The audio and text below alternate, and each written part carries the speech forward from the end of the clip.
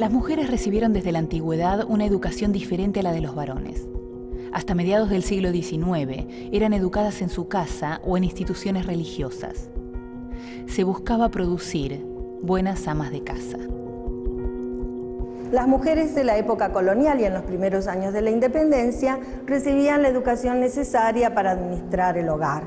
Las que estaban en los conventos recibían la instrucción de las primeras letras y de los cálculos matemáticos, particularmente las que tenían la función de administrar esas organizaciones conventuales.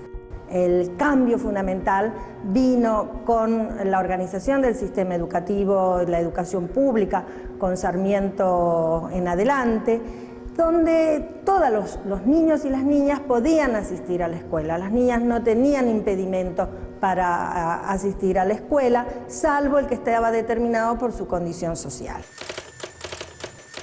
En el siglo XIX, hasta la década de los 70, las mujeres recibían una instrucción mínima que incluía leer y escribir y las 4 operaciones básicas de la matemática.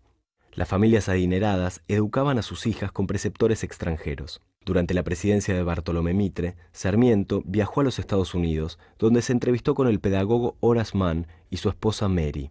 Volvió maravillado con el modelo educativo laico norteamericano y lo aplicó en el país. Sarmiento concebía poblar el territorio argentino estableciendo lo que llamaba aldeas de la virtud, con una iglesia, una municipalidad y una escuela. La cultura del trabajo importada con los colonos europeos sería difundida por la escuela pública, gratuita y accesible para todos. Así se crearía una nueva sociedad. Educar era una manera de combatir a la barbarie, el mal, según Sarmiento, que sufría nuestro país. Cuando fue presidente, lo puso en práctica y trajo al país un contingente de docentes norteamericanas. En 1869 llegó la primera, Mary Gorman. En total, fueron 65 educadores, 61 mujeres y solo 4 varones. En 1870 se fundó la primera escuela normal mixta, dedicada a formar docentes argentinas. Su directora fue Juana Manso, quien además escribió el primer manual de la historia argentina, el Compendio de la Historia de las Provincias Unidas del Río de la Plata. Desde entonces, las mujeres forman el 85% del cuerpo docente en el país.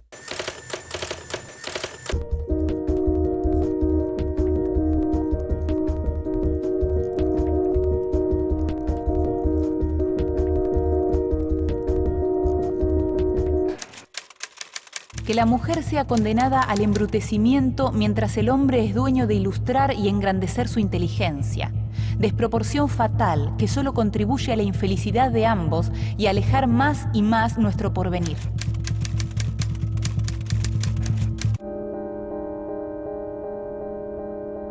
A las mujeres se las preparaba para ser maestras y también madres fuera de la casa. Eran la contracara del profesor, una especie de padre severo. Continúe, señorita Racelda. He venido a observar su clase. ¿Al norte con qué limita?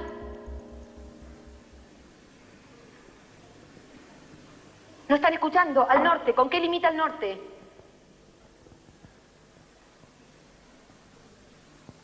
Al oeste.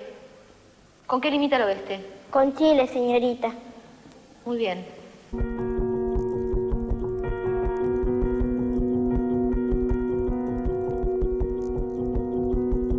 Ser maestra fue uno de los primeros trabajos considerados dignos para las mujeres. Las egresadas de los normales formaban a nuevas maestras, pero no accedían a la universidad. Su propia formación tenía un límite que el patriarcado no estaba dispuesto a dejarlas cruzar. Así como era aceptable y natural que las mujeres fuesen maestras, porque era una prolongación de su rol de madres, con la misma fuerza no era aceptable que fuesen a la universidad. Las mujeres estaban recluidas en el hogar y era amenazante para su moral salir, y también era amenazante para el afuera que hubiese demasiadas mujeres. ¿Qué pasaba en la universidad? Hace 8 siglos que existía ya la universidad y nunca fue un espacio donde fueron aceptadas. Se dudaba de su capacidad intelectual, de su posibilidad de tomar distancia, de ser objetivas, de aprender. Se dudaba, en síntesis, de su posibilidad de resistir en el ámbito universitario y le costó mucho a las mujeres permanecer ahí, fue muy hostil. para las primeras universitarias. Pero también había otra cuestión, que era cómo recibiría el afuera, esa sociedad, a la mujer profesional. Preguntémonos, por ejemplo, a principios del siglo XX, cómo sería llegar a una farmacia y que una farmacéutica mujer fuese la que iba a hacer los preparados. O más aún, cómo sería para una persona, para un hombre, para una mujer, ir a ver a un médico y que fuese una mujer la médica que lo estaba por atender. Eso también formaba parte de una expresión del patriarcado que excluía a las mujeres de la universidad, y contra eso las primeras universitarias tuvieron que pelear.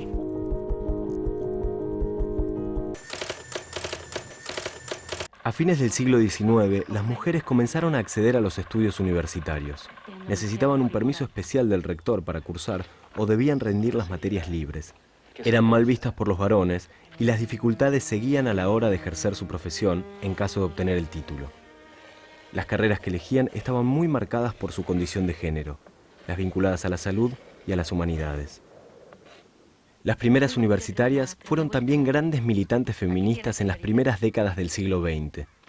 En 1889 egresó Cecilia Grierson. Antes de recibirse, fundó la Escuela de Enfermería en 1886 y en 1904 la Asociación de Universitarias Argentinas.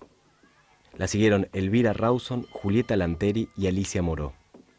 Todas ellas formaron parte del Congreso Femenino Internacional que se organizó en 1910 y fueron militantes muy activas por la igualdad de oportunidades para los géneros. En 1918 se produjo en Córdoba la Reforma Universitaria. Los manifiestos de la rebelión, sin embargo, no mencionan a las mujeres. Hablan de hombres libres y revolucionarios. Nunca una mujer fue presidenta de la Federación Universitaria Argentina.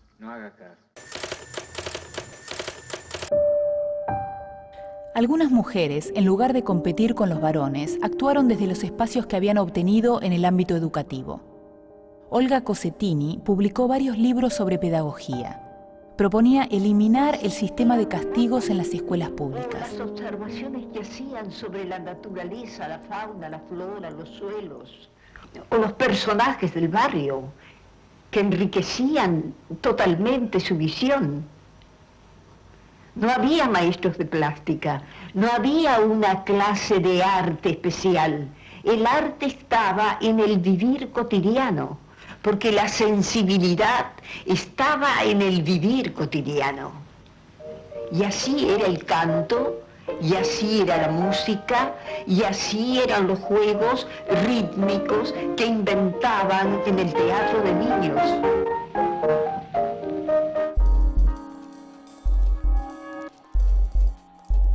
La opinión tradicional sostenía que las mujeres eran más sensibles o sentimentales que los varones, y por eso debían permanecer en lugares como la escuela o el hospital para preservar esta supuesta fragilidad emocional, siempre amenazada por la presencia de los varones.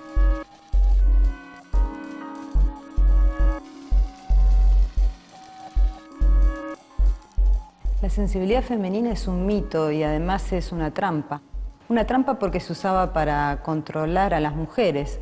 Era decirles de alguna manera, ustedes tienen que estar en este lugar aparte porque son inmaculadas, etéreas, deben ser protegidas, no pueden corromperse con los males del mundo. Y esto era aislarlas de cualquier tipo de lugar de poder y de cualquier tipo de posición social en la que pudieran influir. Esto también implicaba, por supuesto, que se las educara de una manera diferente. Y al estar educadas tenían una segunda forma de controlarlas, que era la de no tener acceso al saber. Digamos, una tercera perversidad hacia las mujeres, que es hay que protegerlas porque están al borde, están caminando por el borde de estar desestabilizadas. El hombre puede desestabilizarlas, hacerlas no solamente ir por el mal camino, sino volverlas locas. Son ultrasensibles y esto no es bueno, no son seres racionales, son casi como animalitos. La educación no formal para las mujeres se mantuvo durante buena parte del siglo XX, fiel al modelo de la madre ligada al hogar. Este estereotipo era todavía muy fuerte y tenía plena vigencia hasta la década de los 60. Los manuales escolares aún promovían los roles tradicionales de madre y esposa. La división del trabajo según el género continuaba y esto se extendía en el ámbito educativo.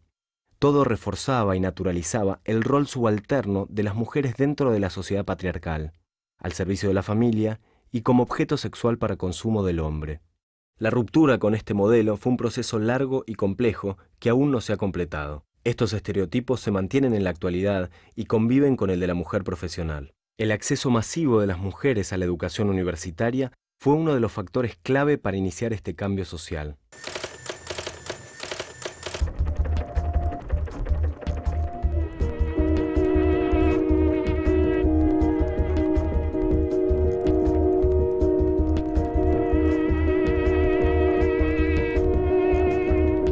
Miente al llorar, miente al reír, miente al sufrir el amar, miente al jurar falsa pasión, no te engañes, corazón.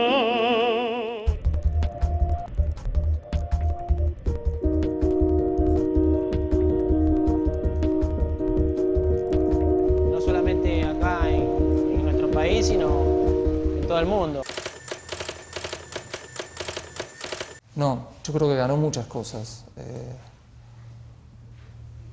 Inclusive intelectualmente, el tener que trabajar, el tener una vida profesional, yo creo que hace más interesante a la sociedad. No perdió algo de lo femenino, sino que tal vez cambió la idea de femenino. No, yo creo que ganó. Mantuvo su ser femenino y ganó muchos espacios nuevos. Y nuevos, no espacios de hombre, espacios de mujer que antes no ocupaban. ¿Qué es ser femenino? Wanda Nara o, no sé, o Celeste Carballo. No perdió nada, creo que al revés, es decir, ha ido ganando en ese sentido. La feminidad no se modifica porque asuma tareas que supuestamente son exclusivas de los varones. Hay más lesbianas por ahí, pero la mujer femenina sigue existiendo a full. Sí.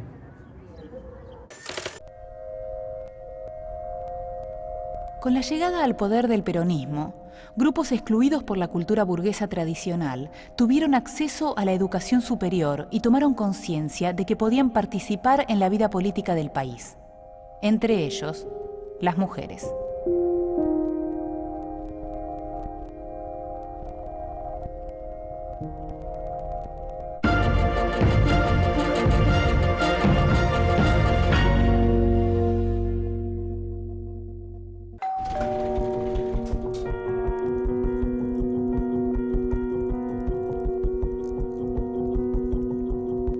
Con el gobierno peronista, las mujeres no solo lograron el derecho al voto, sino que obtuvieron un mayor protagonismo social.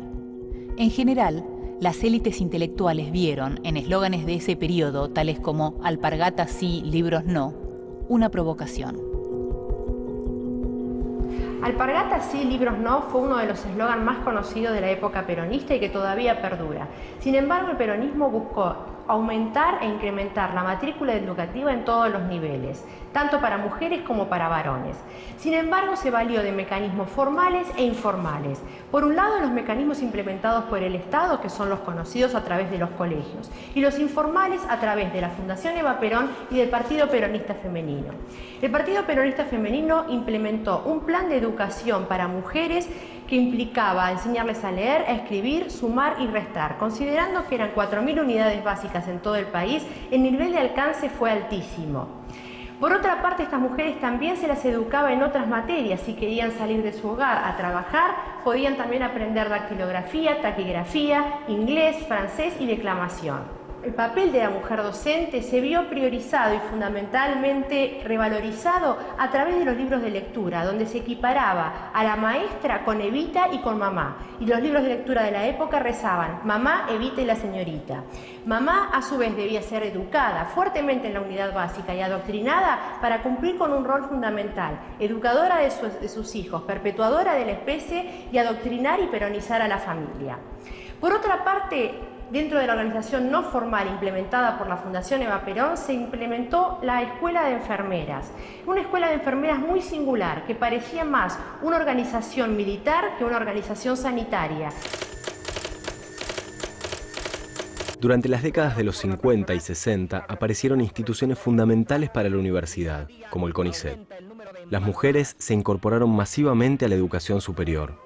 Las áreas preferidas eran filosofía, historia, educación, letras, sociología, psicología, odontología, exactas, química, bioquímica, farmacia y algunas ramas de medicina. Las carreras con más mujeres docentes eran sociología y psicología. Nuria Cortada fue una de las organizadoras de la carrera de psicología. Olga II de Plaza, una de las primeras egresadas, propuso crear el Colegio de Graduados de Psicólogos. Los estudiantes participaron activamente en el desarrollo de la sociedad argentina en esos años, marcados por continuos golpes de Estado, por el peronismo proscripto, por el ejemplo de la Revolución Cubana y por las luchas de emancipación de las colonias europeas en África. Las mujeres participaron en los movimientos estudiantiles, pero las decisiones seguían en poder de los varones. Para muchas alumnas, la experiencia universitaria fue fundamental en la construcción de su propia subjetividad. Les permitió desarrollar proyectos propios y valerse de este ámbito para construir nuevas posiciones teóricas.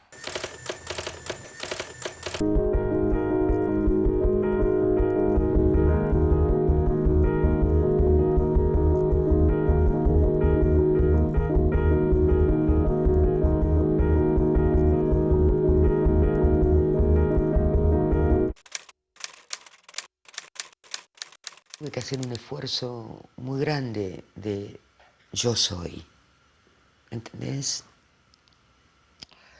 Yo vengo del campesinado pobre, pero soy poeta letrada.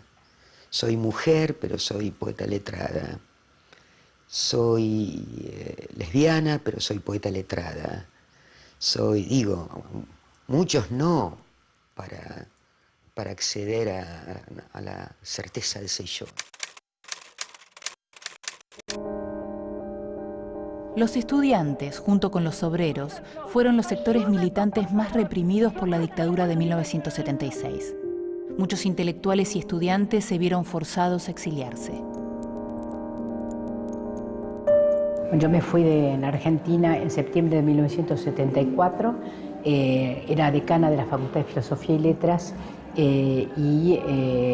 la AAA, López Rega, la derecha del gobierno peronista, puso una bomba de 5 kilos de gelinita en mi casa. Como es sabido, fueron intervenidas todas las universidades argentinas por el gobierno de Isabel Perón, y esto fue realmente el comienzo de la dictadura. O sea, la dictadura no es un hecho absolutamente separado de lo que había ocurrido antes, sino que podríamos decir que fue el preámbulo. Bueno, en particular, si me refiero al sistema educativo, diré que cada escuela recibió órdenes muy fuertes, como por ejemplo el famoso documento de Díaz Besón, el ministro de Planeamiento, que indicaba cómo buscar y encontrar a los subversivos, y marcaba como nidos de subversivos las agrupaciones de jubilados, por supuesto los centros de estudiantes, es decir, cualquier lugar en donde se agrupara gente que pudiera pensar o demandar algo. Esto, por supuesto, que no incidió en todos los docentes, y de hecho la docencia argentina fue un reservorio de resistencia que se fue luego manifestando hacia el final de la dictadura, pero influyó, por supuesto, en la vida cotidiana de las escuelas y las universidades, en donde, bueno, de alguna manera el signo de las universidades lo había puesto Sánchez Abelenda, el interventor en el 74 de la Facultad de Filosofía y Letras, que con una rama de olivo recorrió varias facultades para exorcizar los malos espíritus de Freud, Marx y Piaget. El retorno del orden democrático en 1983 implicó el regreso al país de intelectuales y militantes exiliados durante la última dictadura militar. Los avances del pensamiento feminista de la década de los 70 se implementaron en la vida privada y también en la vida académica. Nada debería ser más importante para la democracia que la educación. Y para mí realmente la educación y la educación universitaria ha sido siempre una gran pasión. Desde muy joven, y siendo una Nobel estudiante de la Facultad de Farmacia, ya tuve la oportunidad de participar de la toma de la Facultad de Farmacia cuando la discusión de la enseñanza laica y libre, y a partir de allí la militancia fue para mí una cosa imprescindible de todos los días. Participé en agrupaciones gremiales, participé en la defensa de compañeros castigados por sus participaciones en luchas durante los procesos dictatoriales. Ser la primer decana de la Universidad de Buenos Aires será para mí un trofeo que llevaré conmigo hasta mis últimos días, y realmente esto creo abrió caminos a otras mujeres. La Universidad de Buenos Aires tuvo luego más decanas mujeres y hemos llegado hoy al punto que la presidenta del Consejo Nacional de Investigaciones Científicas y Técnicas también por primera vez es una mujer. La situación actual muestra que las mujeres son mayoría en las universidades nacionales. Se ve un aumento de la proporción en las carreras tradicionalmente masculinas. Pero las que tienen mayor proporción de mujeres son las mismas de los años 60 y 70, fundamentalmente psicología. En medicina, las mujeres también son mayoría y duplican a los varones. El 57% de los estudiantes de las universidades nacionales son mujeres. El mayor porcentaje se da en el Instituto Universitario Nacional del Arte, con el 72%, y en las universidades de la Patagonia Austral, del Comahue, Santiago del Estero y Formosa, con más del 65% de estudiantes mujeres. El menor porcentaje se da en la Universidad Tecnológica Nacional, donde solo 2 de cada 10 alumnos son mujeres, y en los institutos universitarios del Ejército y Navales, con un 8 y un 14% respectivamente. Un dato sigue resultando llamativo. En 107 universidades hay solo 11 rectoras, lo que muestra que el acceso a los cargos jerárquicos sigue siendo restringido. Los roles tradicionales asignados a las mujeres y a sus cuerpos siguen vigentes en 2 modelos fundamentales: como objeto de deseo o de consumo para el hombre y como madre y centro del hogar. Tazas de silicona que se adhiere al cuerpo, otorgando volumen al busto, libertad de movimiento e invisibilidad bajo la ropa. Corset, prenda de lujo y sacrificio que en el pasado era indispensable para que las mujeres resaltaran el busto y marcaran su cintura. Faja, prenda elástica que se ciñe al abdomen y se utiliza por motivos médicos o para estilizar la figura. Lufa, fruto originario de la India, que crece de manera silvestre en forma de enredadera. Esta red de fibras forma una especie de esponja vegetal utilizada como exfoliante, suavizante de la piel y estimulante de la circulación. En el siglo XIX, desde el momento mismo de la emancipación, la patria, la república, la constitución, la libertad tomaron cuerpo femenino, un poco a la manera de, imitando, ¿verdad?, el modelo de Marianne, la nación francesa. Pero bueno, ese modelo femenino abstracto que operó, digamos, con estas grandes ideas, poco tenía que ver con los modelos femeninos en curso en la vida real, donde había como 2 modelos contrapuestos y antitéticos de la mujer objeto de deseo, digamos, prostituta, madre, ¿no? Y la madre de familia, por el otro lado, como guardiana, guía, proveedora del hogar. Y a pesar de que en estos 200 años los lugares de las mujeres cambiaron mucho, se diversificaron, se amplificaron al ámbito universitario, al ámbito de la política, etc., esos modelos como imagen siguen funcionando. Y funcionan sobre todo para las jóvenes que comienzan a ser mujeres. Digamos, todo el mundo de la publicidad les vende este lugar de objeto y sujeto, de deseo y de consumo, la mujer reducida a su cuerpo, consumiendo estas imágenes que le venden un ideal de delgadez extrema, enorme cantidad de implementos para modificar su cuerpo, para producir una cierta belleza.